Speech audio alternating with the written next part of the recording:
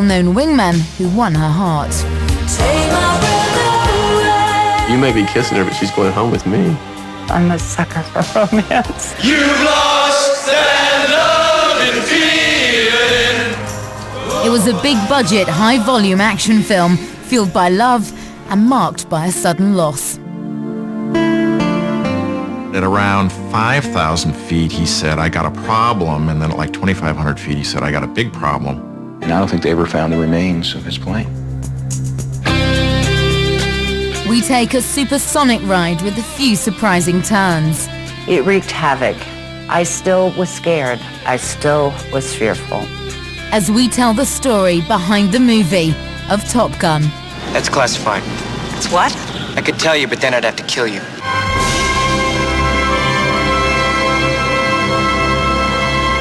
That sounds good. She should be kissing me. He's a genius. Cut and print. Do you know who I am? I do wardrobe, not miracles. I said no tongue. Did I feed the cat? I feel the need for speed. It was a supercharged cinematic ride fueled by adrenaline and rock and roll.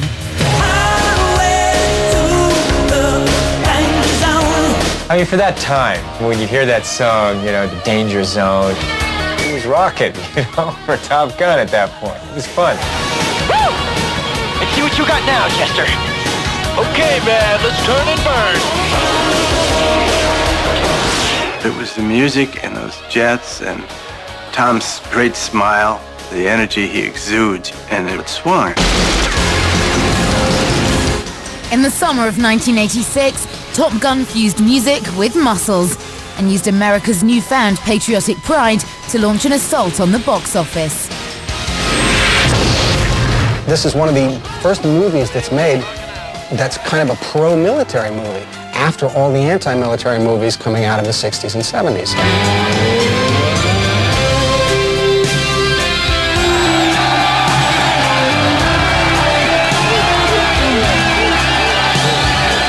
Appeals to that part of America that likes to think of world politics as a football game. We get to see our jets and our cowboys at their finest in a very sort of 80s John Wayne attitude, and they're unbeatable. Damn. With over £150 million in ticket sales, Top Gun seemed the perfect picture at a time when America was ready for good time celebration. It's a hero movie. Tom Cruise does a lot of hero movies, and we need them. They're the modern folklore. You know, they make us get in touch with the best of ourselves and that we can do it when the chips are down. It was my generation's, it's one of their favorite movies.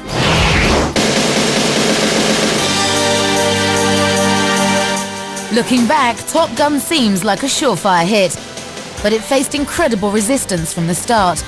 The fact that it ever got made is a testament to the unrelenting drive of producers Jerry Bruckheimer and Don Simpson, two heavyweights known in the film industry for big hits and quick tempers.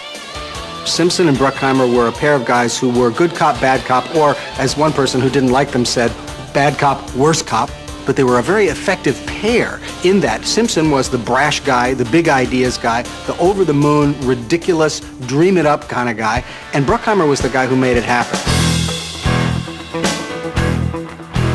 Simpson and Bruckheimer were already producing Flashdance and Beverly Hills Cop when they came across their next idea in the spring of 1983. I saw a magazine cover, I think it was California Magazine. It was this fighter pilot in the cockpit with two jets behind him in the air.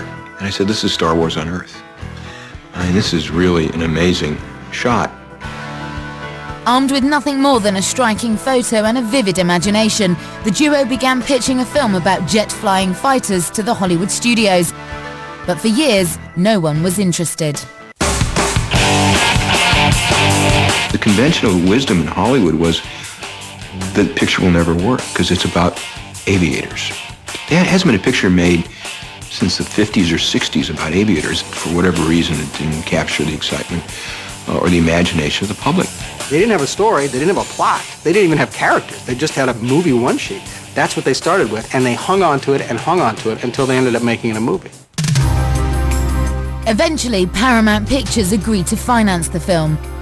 The producers then tried to get a promising but unproven actor named Tom Cruise to take the starring role. But they soon found themselves facing stiff resistance.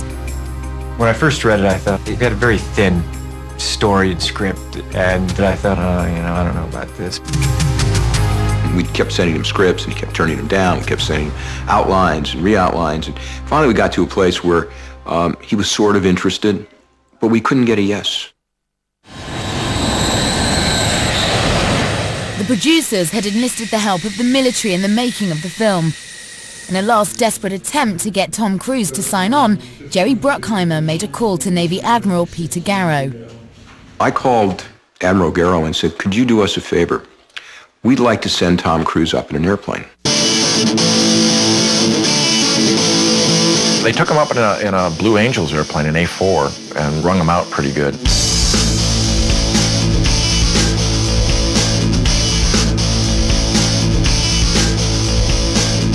You're in ACM, air combat maneuvers, and your body is doing things it never thought it could do.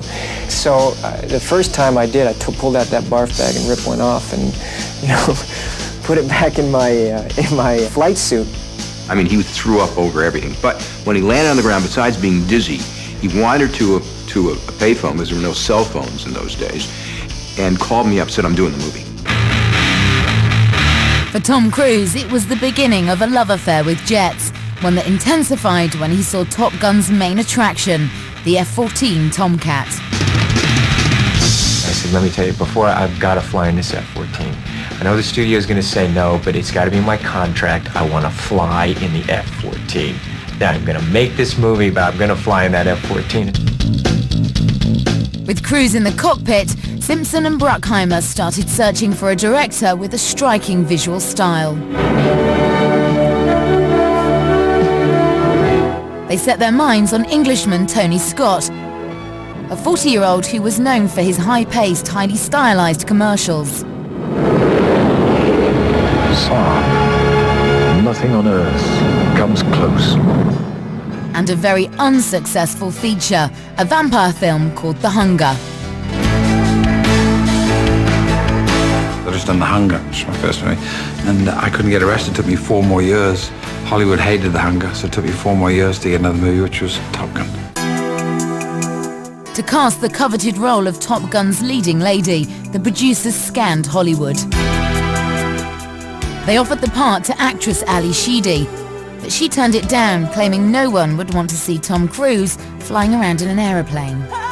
Oops. Oh well. Tony Scott championed actress Kelly McGillis, who just turned in a critically acclaimed performance playing an Amish woman in the thriller Witness. I think we all had seen Witness and thought she was brilliant and beautiful, and we instantly fell in love with her and wanted to use her. Kelly had a sense that she was collegiate and she was smart and she had a maturity about her, despite her, about how young she was. But it felt right for that role and that character. How long have you two been doing this act? Oh, I don't know, since... Puberty? Right, puberty. McGillis was chosen for her shapely curves and impressive acting, but she admits that a big-budget hit was the last thing on her mind. I don't think I could have probably done the film had I thought, ooh, they expect this to be a really big blockbuster hit. I think that if I had known that prior, I probably would have become dead. I just would have been struck by terror. Oh my God, I can't do this. What am I doing here? With the key characters in place, it looked like smooth sailing ahead, but things were about to change.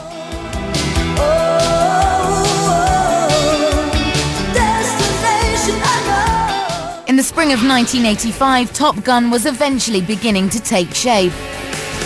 Tom Cruise had finally agreed to play lead pilot Maverick. And the newly enlisted star brought an intensity to the production.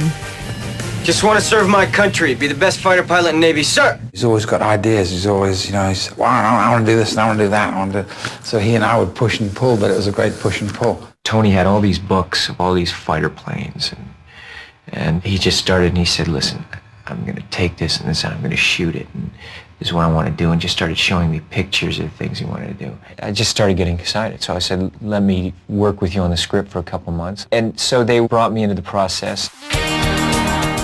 As the script took shape, so did the faces of Maverick's fellow actors. Val Kilmer, who played Tom Cruise's nemesis Iceman, was one of the few unwilling recruits, forced to do the part thanks to a clause in his studio contract. It's Mr. Iceman to you. Val Kilmer is notoriously a difficult guy, and was even then, But, it's probably the most successful part that he's ever played. Many of the supporting actors like Tim Robbins were rising stars. A then unknown Meg Ryan signed on to play the wife of Anthony Edwards, the future ER actor who played Maverick's happy-go-lucky sidekick, Goose. There's 2 O's in Goose, boys. Everybody's got a huge amount at stake here. Anthony Edwards. Meg Ryan was 4 years away from making When Harry Met Sally. Kelly McGillis had made Witness and then had made nothing else. So all of these people are going to be big people, but they haven't become big people yet. So there's a lot riding on this for everyone. We had, Kilmer and Anthony Edwards and Kelly McGillis and we had Tom Skerritt, and we had a great time making it. In the summer of 1985, cast and crew reported for duty at Miramar Naval Air Base in San Diego, California. There, they mixed with the real Top Gun pilots at the U.S. Navy's elite air combat school. There was fraternization between the pilots and the actors. There was kind of a competitive spirit between the two of them. There was a sense of, Hollywood lightweights. Let's see if, they can really handle the real deal.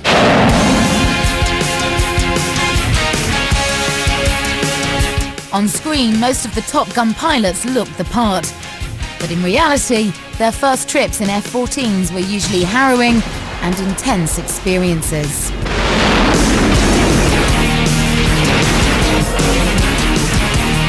I mean, you can't breathe. You're like fighting for a breath for a minute or 2. All of a sudden, I'm just like thrown to the instrument panel, my helmet and everything, and I have to kind of push myself up, and my vision is like this. Well, you don't know where you are. You're total vertigo. You don't know if you're over the ocean. You don't know where you are.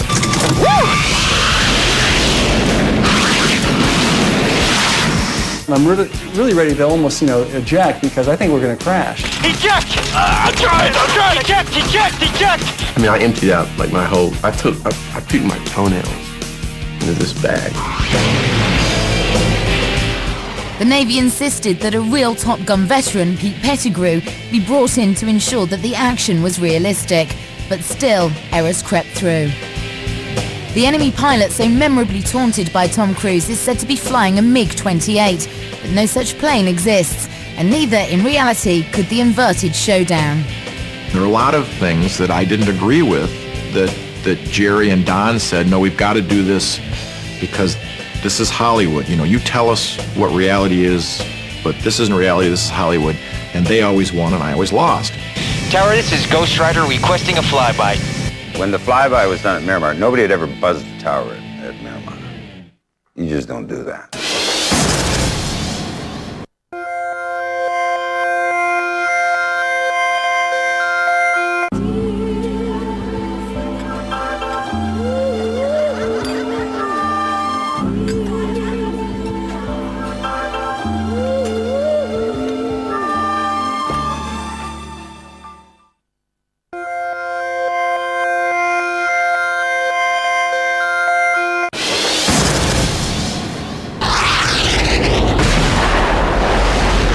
We could have gone through and it could have been a bloody, it could have been much more. We started out with a great, battle sequence, whereas we kept it ambiguous because we wanted the focus to be on the flying and the fantasy of flight.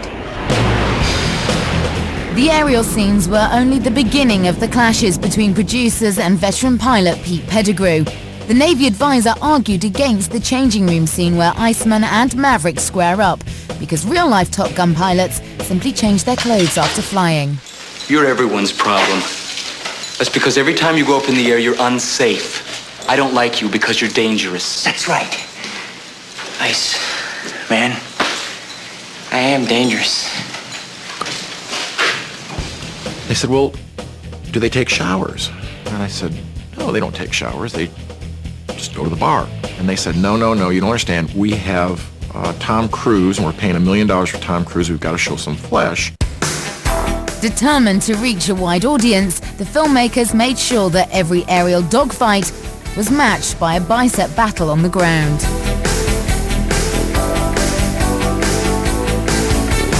You really have a hit movie if you don't appeal to one gender. You make it interesting to everybody. Action movie about fighter pilots. All right, you've got men. Tom Cruise, Val Kilmer, you know, their shirt off, locker room scenes. Oh, you got some women interested now. I mean, look at Tom. Hello. He's a very good-looking guy. Just all pure sex. For many filmgoers, the bare-chested clashes were truly memorable. You never close your eyes anymore when I kiss your lips. But it was Tom Cruise's croaking seduction of Kelly McGillis that would spawn karaoke imitations for years to come. Well, I was thinking I wouldn't mind being McGillis for a second. She was kind of getting it from hottie guy. Tom Cruise is definitely cute. I just remember that it was really hot. There were a lot of people, and I hated that song by the end of the day. You've lost that love and feeling. Whoa, that love and feeling. You've lost that love and feeling. Now it's gone, gone, gone. Whoa,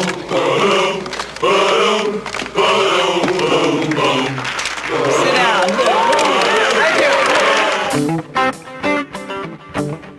But as shooting progressed, the studio expressed concerns over the scenes between Maverick and his leading lady.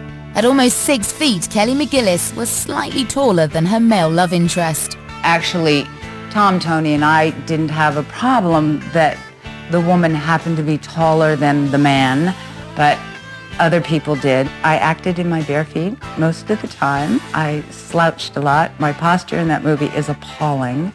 It horrifies me to look at it. On screen, Kelly McGillis and Tom Cruise embarked on a passionate romance. But when the camera stopped rolling, she fell for another recruit, Wolfman, played by actor Barry Tubb. We were walking across the street and she actually fell down. I thought it was the funniest thing I'd ever seen. She fell down on her face in the middle of the street and she had my heart. I'm a sucker for romance. By the summer of 1985, Top Gun was in full flight. But the Navy worried that the relationships between Tom Cruise and his co-stars was distracting from the drama in the air. The Navy consultants are going nuts because the love story is getting more involved, the relationships are getting more involved. Suddenly it's not about flying at all anymore. Coming up at me and just screaming and yelling, Pettigrew, what are you doing? How can you do this? I just said to him, guys, you gotta understand, right now I'm just trying to keep him from turning into a musical. The Navy consultants weren't the only ones getting upset. Studio executives worried that director Tony Scott had put too much spice into Kelly McGillis's vixen character, Charlie. This is going to be complicated. They were concerned about the way Tony and they chose to dress her, that she was looking kind of cheap. What'd you want to do? Just drop right down on the tile and go for it? So they took away the seam stockings and the 9-inch pumps. In all, Scott would be fired and rehired 3 times, but the director's creative joust with Paramount was soon overshadowed by the deviant antics of producer Don Simpson. He had a hunger for fast cars, fast women, hookers, lots of cocaine, lots of edge-of-the-seat kind of living. By this time, when he gets up to Top Gun, the cocaine use is out of control. He's been in rehab 2 or 3 times already. The hooker use is out of control, and everybody's afraid of him because his temper has gotten completely out of control. Midway through the making of Top Gun, Simpson checked himself into rehab, but little had changed by the time he checked out. He flies down there in a rented car, crashes the car in the parking lot as he arrives, comes into a meeting, disrupts it and says, we're not shooting that scene, and starts rewriting. And everybody's in a panic. Everybody's firing everybody. And Tony Scott's commitment to stunning visuals was breaking the bank. While shooting on an aircraft carrier, the director discovered the price of perfect lighting. It was a foggy morning, Sunday morning, and it was heading out. There was only one bit of light in the sky, and just when we were about to do our scene, all of a sudden the aircraft carrier turned around, and I got my first AD to call up to the captain of the ship and say, please, can you continue on the coordinate you're just on? He said, nope. God, he says, I'm on a cruise. You're a guest. So I said, what does it cost for this aircraft carrier to run per minute? Yeah, and they gave me a cost. So they went and got my checkbook from my from my bunk. They brought it to the deck of the carrier. I pulled it up on a rope, signed a $25,000 check, sent it back down, gave it to the captain. He turned the ship around, and we got the shot. Then I bounced the check. That's a true story. As if being fired and rehired as well as a 25 grand U-turn weren't enough, Scott had a bigger issue to tackle. Leading lady Kelly McGillis and actor Barry Tubb had fallen for one another, but the filmmakers still needed to light a fire on screen between her and Cruise. It was all business. I mean, I think Tom's a nice guy, but he's not my type. You may be kissing her, but she's going home with me. You were tempted to ask me out for dinner. No. No? No. I don't date students. With their sexual chemistry critical to Top Gun's success, the filmmakers ordered the two leads back to work months after wrapping. Their final try for cinematic seduction was the infamous lift scene. What Don and Jerry were trying to do was try to bring in another scene where they got to know each other a little bit better before the Wham Bam Thank You Ma'am that took place in her house. I don't normally invite students to my house. They wanted to add that scene to try to soften make the relationship look like a longer lasting relationship. I'm glad we got that straight. To further lift the film's pace, Simpson and Bruckheimer relied on a tactic that had worked for them twice before at the box office. The duo had made successful hits with Flashdance and Beverly Hills Cop by infusing both films with a wall-to-wall soundtrack. For Top Gun, they would do the same, with bigger stars and at higher volume. They decided that they were going to bring in as many pop writers as they could to try to really inject it full of rock and roll. Kenny Loggins had an impressive Hollywood history, having penned big hits for Caddyshack and Footloose. Let's go! Okay, I Say it was the right time. Inspired by the volleyball scene, he and his collaborators wrote Playing with the Boys. We saw one scene that we figured nobody would write for, and that was the volleyball scene. So we said, okay, let's just write something really cool for the volleyball scene and get in it. Let everybody else fight over the opening credits. Okay. The song landed Loggins in Top Gun, but composer Giorgio Moroder still needed someone to sing the striking anthem that would open the film. The first rendering of the song of a group was Toto, and they did a good job, but then finally I think Jerry did not like it. And then we scrapped it kind of, and we were looking for other singers. For what seemed like a surefire hit, Danger Zone went through a torturous process. After Toto, the song was offered to REO Speedwagon. We just came back to them and said, well, we'd love to have a song in the movie, but we want it to be one of ours. And so we recorded a song for the movie, but they just never used it. And the song they wanted us to do was Danger Zone, which of course, would have made us $1 million or something. While I was in the studio recording Playing with the Boys, I got a phone call from Giorgio Moroder's office. It appeared that they had a song called Danger Zone and they didn't have anybody to sing it.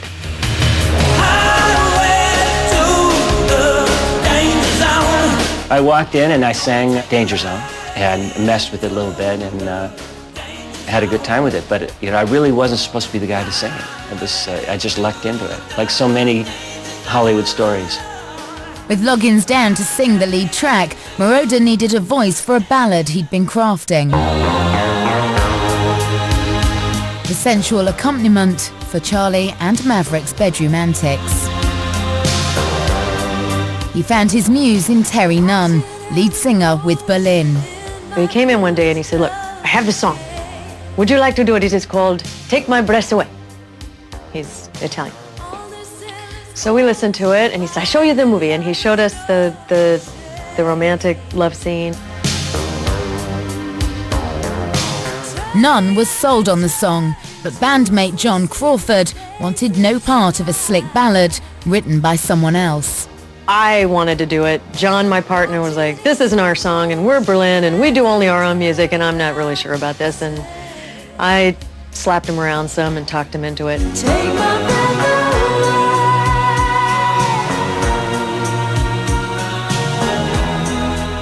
Powered by Nunn's passionate vocals, Take My Breath Away ignited the once lukewarm love scene.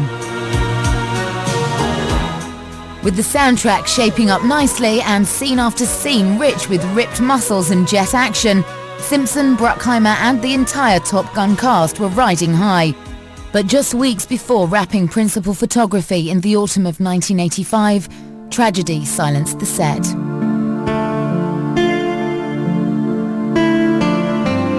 I was woken by a phone call from our line producer, and he said, we just lost one of our stunt pilots. Legendary stunt pilot Art Scholl had been hired to work with the film's second unit. He was in a propeller plane shooting material for Goose and Maverick's crash scene when disaster struck. It was getting late, and he had somebody on the ground who was spotting him. And the guy on the ground said, let's wrap it up. And Art said, let me do one more run. At around 5,000 feet, he said, I got a problem. And then at like 2,500 feet, he said, I got a big problem. And the airplane went all the way down, boom, into the water. Art Scholl's body was never recovered. He was 53 years old. And I don't think they ever found the remains of his plane.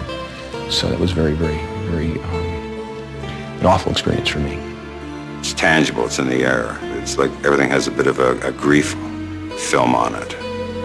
In a tribute to Art Scholl, the filmmakers agreed to dedicate Top Gun to the famed pilot.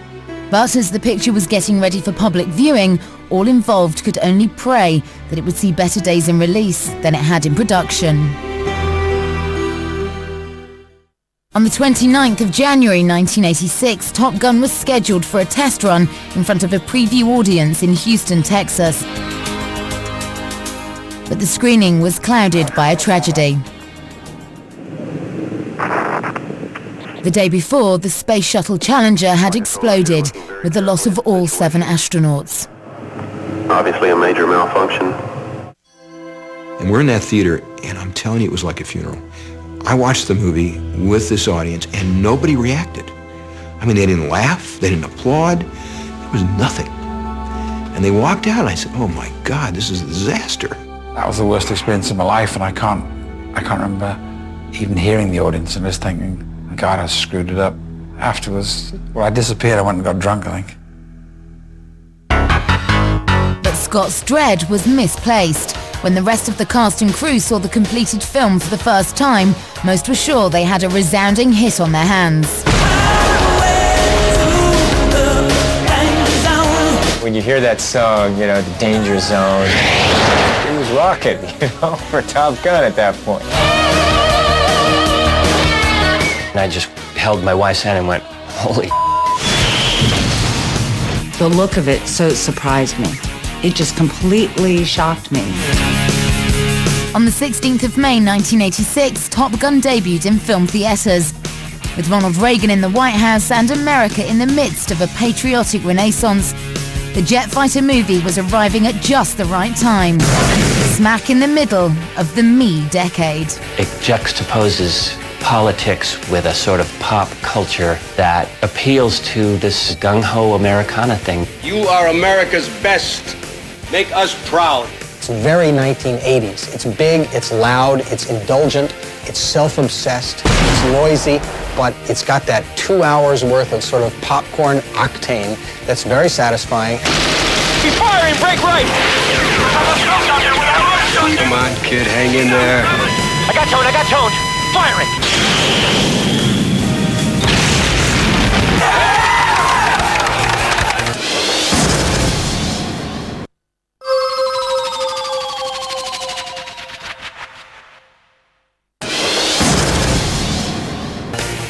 Despite fierce competition at the box office, Top Gun eventually captured audiences like no other film that season. When you started seeing guys in T-shirts and leather jackets, and then you had a sense of it, and you kept hearing the songs all summer on the radio, and just, I guess, overcame our society and the world. As Top Gun smashed box office records, the stylish film quickly infused into pop culture. By the end of the summer, line after line from the script entered into the public realm. And this is what I call a target-rich environment. And by the end of the year, Top Gun was challenging Caddyshack's 6-year reign as America's most quoted film. Hey, Goose, you big stud! Take me to bed or lose me forever! Son, your ego is writing checks your body can't cash. I feel the need for speed. Woo! Jester's dead. Woohoo! Jester's dead. Yeehaw! Jester's dead, yahoo. I must have heard it 100,000 times, You're a pilot. That's right, a naval aviator.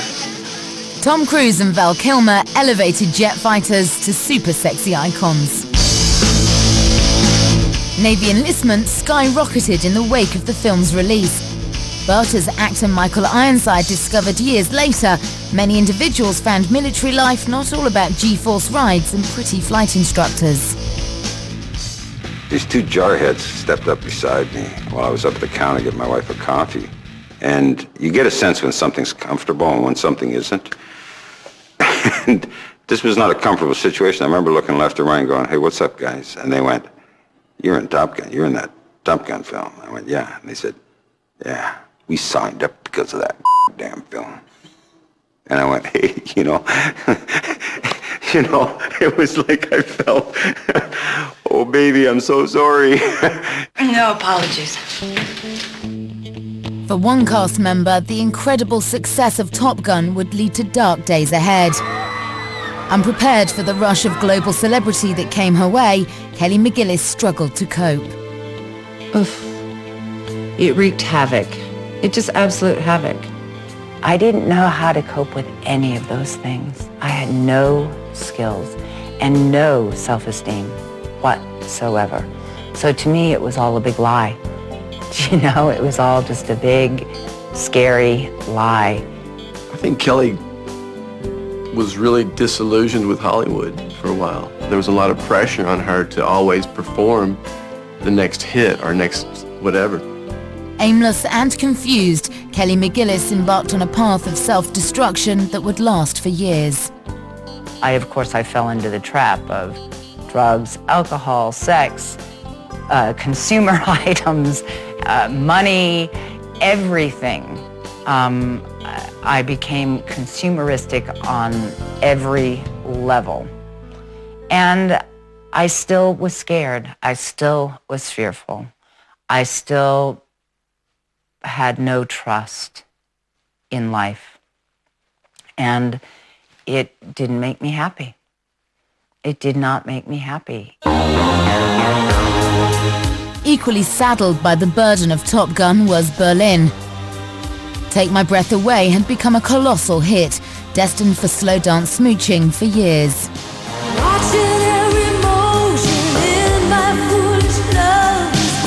The song was the biggest hit of 1986 and won an Oscar, but success sparked a wide rift between singer Terry Nunn and bandmate John Crawford. Here was a song that was huge, that he felt wasn't us, wasn't our sound, wasn't anything we'd ever done before. And now we have to do this at every live show, and damn it, this is not what Berlin's about. The only thing I remember that the manager said he's going to shave his head if it becomes a #1, and then it became #1 and he had to shave. It was just a joke, really.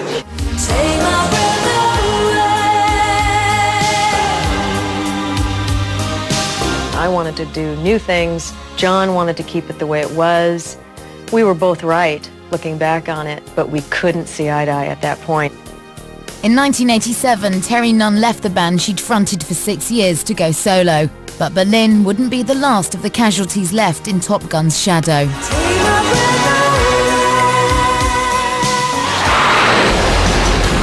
2 MiGs dead ahead. Roger, engage. Coming in, Ice. I'm coming in. By the end of 1986, Top Gun had not only surpassed all box office competitors, it had cemented its place in popular culture. Young guys in their 20s saying, man, I've been seeing that thing, and my dad watches it with me, and we must have seen it 30 times. By God, boy, we love that picture. Along its way to making over $150 million on its initial release, the film made jet fighting sexy, Ray-Bans a must-have, and turned a cast of up-and-coming actors, including Tom Cruise, into Hollywood stars. You know, you don't know how a movie's going to turn out. You know, I had no idea it was going to be that, but I thought, first of all, I thought I was going to have a great time making it. I was going to learn a lot, and it was going to be fun. People knew him from Risky Business, but he wasn't the international superstar that he became off of Top Gun. From Cruise to Kilmer, Anthony Edwards to Meg Ryan, Top Gun sent a new lineup of A-listers to the top of the Hollywood charts. But not everyone enjoyed the ride.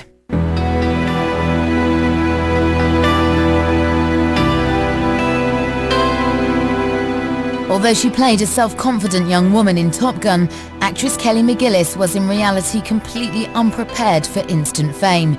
Her descent into depression would last for many years. I became a lot more scared. I withdrew. I didn't know who to trust, who was really my friend because of me, or who wanted to be my friend because of what I did, or who they thought I was. So for me, it created a lot of crises. When she finally shook the Top Gun hangover, McGillis found few roles as big as Charlie awaiting her.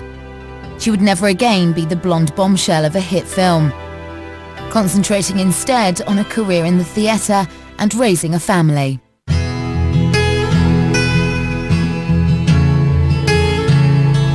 For me, today, success is balancing my responsibility as a mother, balancing my responsibility as a person in the community, and having a life of creativity as well.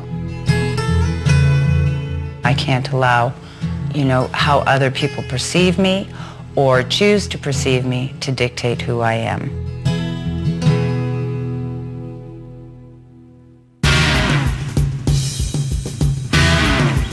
As for Don Simpson and Jerry Bruckheimer, the film secured their status as kings of the big screen blockbuster. They would go on to produce Days of Thunder, Crimson Tide and The Rock. But for the perilous Don Simpson, the power and the glory was ultimately not enough. He had everything he wanted. He had all the money he wanted. He had all the power he wanted. He now had the opportunity with Bruckheimer to greenlight and make any movie that he wanted to make. Unfortunately, all of a sudden, having everything in Hollywood didn't make him the guy that he needed to be. And all of this is part of what turns out to be a kind of dizzying downward spiral from which he ultimately never recovers. On the 19th of January 1996, Don Simpson was found dead in his bathroom from a lethal cocktail of prescription medication and cocaine. He was 52 years old. But the testosterone-fueled legacy of Simpson's vision is preserved in film forever. Top Gun remains the quintessential action film, almost 2 decades after it first impacted on audiences. I think it's the most purest form of escapism. You don't have to concentrate too hard. You sort of spoon-fed your entertainment, but it's fun. And it mainlines entertainment.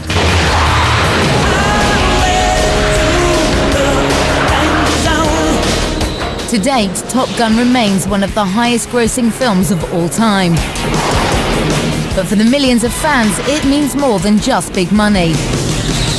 For would-be vipers and armchair mavericks, it's the ultimate boys with toys film. And for its female audience, there's still plenty to look at.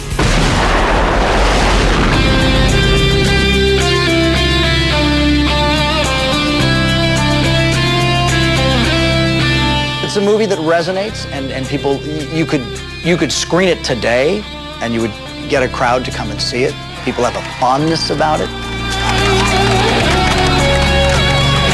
yesterday, shopping, somebody stopped me and talked to me about Top Gun and how they still watch that movie once a week. And I think that is amazing.